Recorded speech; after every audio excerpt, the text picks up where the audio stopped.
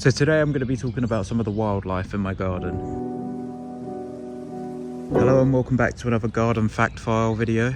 Now last week I was in the compost heap over there. Finally made my way out of the compost heap, and today I'm going to be looking for some wildlife. I'm also going to be talking about some of the other cool wildlife, and I'll be adding some photos and videos from the past. But I'm going to just basically go over into the more overgrown areas and flip over some logs and some stumps, see what I can find. Let's just get straight into it.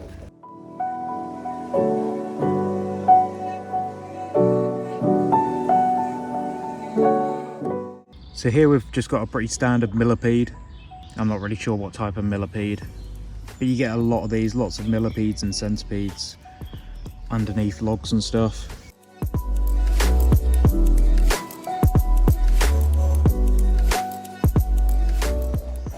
Okay, so we got a pretty cool spider here. Now we do actually get some even more interesting spiders. We've had false widows in the past. Oh look, there's a duck. They probably think I'm gonna feed them. Sorry, I don't have any food. But yeah, we do get different types of duck here as well. We get some really cool, colourful Mandarin Ducks, and we get geese and swans and all of the other typical things. I suppose it's a good time to talk about the river as well. It's a bit murky at the moment, it's been really raining, so you can't really see into it very far. But it's home to loads of different types of fish. Perhaps the biggest and most interesting is the carp. Their numbers are definitely dwindling a bit, and typical, it's just started raining. As well as all the native birds, we've actually had a pelican that escaped from a zoo, and it just turned up and started swimming around and eating all the fish. So we actually, funny story, we actually ended up catching it, enticing it in with some food, and we put it in our dining room and then sent it back to the zoo, which was good fun. We have a deer that lives in the garden, a little muntjac, which is really hard to get footage of because it's easily spooked. Now I just so happened to choose the windiest day to go searching for animals, but I found this stag beetle under some logs. You can see they've got these pincers at the front, which are really good for latching onto things, but I'm going to get him back now and leave him be. So it's still really windy, but I just turned this over and there's a little snake here. Now this is a little grass snake, and it is a really, really small one. It's hard to put it into perspective, but that's my finger.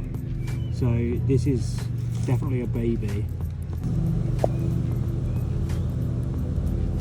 I do have a video which I'll put now of a larger snake actually going across the river. So I just turned over this other sleeper, and there's another little grass snake under it. He's proper slithering about. I'm gonna pick him up.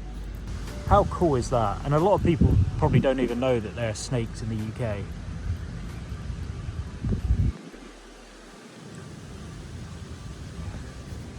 So this one's venturing away from the sleeper now, and I don't want to stress them out anymore, so I'm going to leave it alone.